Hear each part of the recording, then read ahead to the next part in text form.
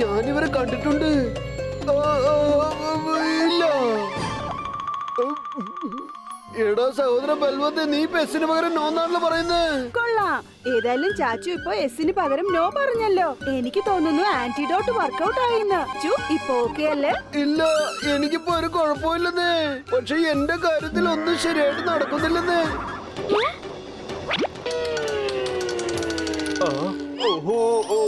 ഞാൻ തെറ്റായ ടാബ്ലറ്റാ തന്നത്. ഇനി ചാച്ച എന്ത് ചോദിച്ചാലും ഞാൻ നോ എന്ന് പറയൂ. നോ എന്ന വാക്കല്ലാതെ വേറെ ഒന്നും പറയില്ല.